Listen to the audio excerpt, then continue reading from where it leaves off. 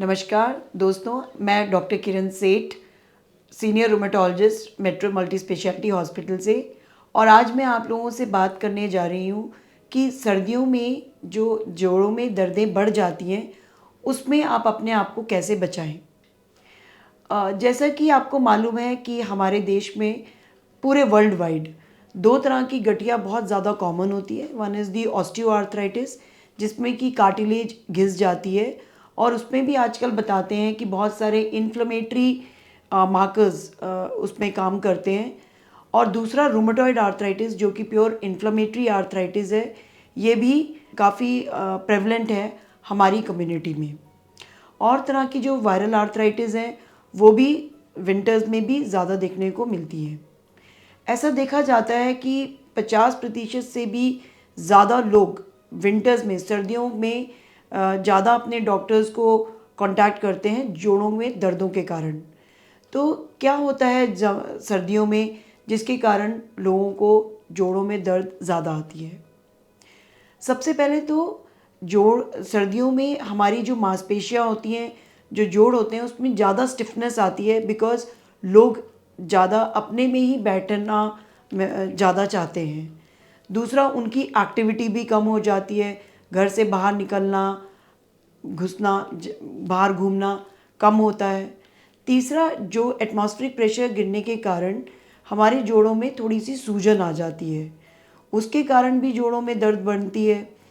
चौथा कारण है कि विंटर्स में सनलाइट भी कम आती है, जिससे लोग जो है बहुत लिमिटेड पीरियड में ही सनलाइट का सेवन करते हैं और विटामिन डी की कमी भी हो जाती है। और सर्दियों में आपके मांसपेशियों में भी स्पैज़म ज़्यादा आती है, खून का प्रभाव भी, ब्लड सर्कुलेशन भी कम होता है। ये सब कारणों की वजह से गठिया जो है वो बढ़ जाती है और विंटर्स में दर्दें ज़्यादा महसूस होती हैं। इन्हीं सब कारणों की वजह से विंटर्स में गठिया बहुत ज़्यादा तंग करती है। अब हमें करना क्या है?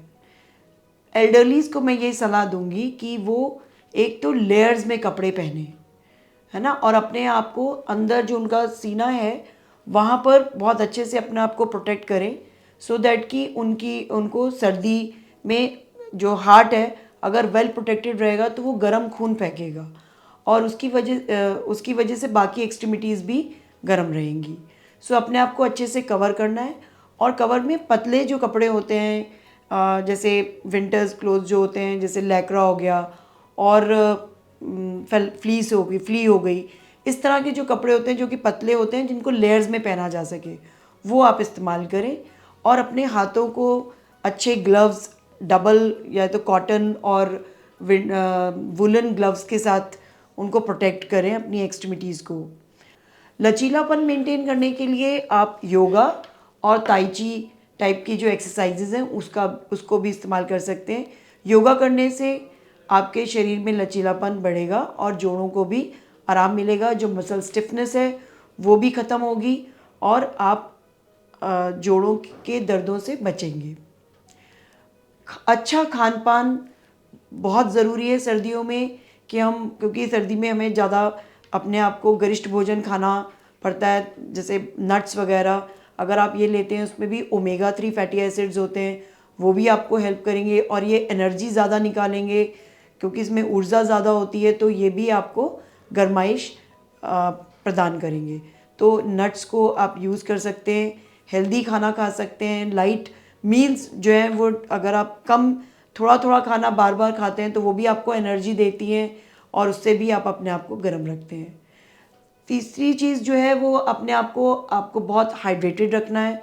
पानी, क्योंकि सर्दी में हम लोग कम पीते हैं, उससे थोड़ा सा हम डिहाइड्रेटेड रहते हैं।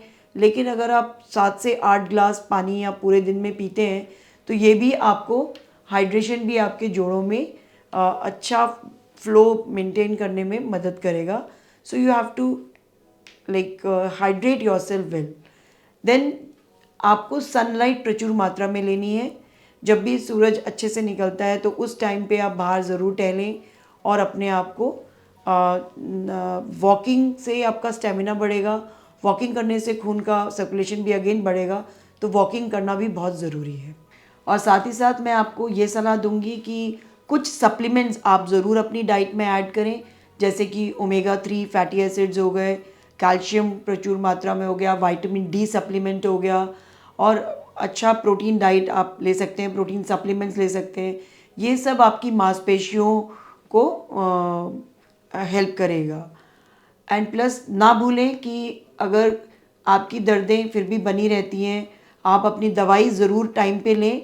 और अगर किसी भी इन सब चीज़ों से भी आपकी दर्दें में आराम नहीं आता, और कॉमन कोल्ड मतलब जो विंटर्स की वजह से दर्दें बन रही हैं, अगर ये सब चीज़ें फॉलो करने के बाद भी दर्द रहती है, तो आप तुरंत अपने डॉक्टर से मिलें और उनसे उचित जांच करा के अगर कोई और कारण है जिसकी वजह से आपको जोड़ों में दर्द आ रही है, तो उसका निवारण लें।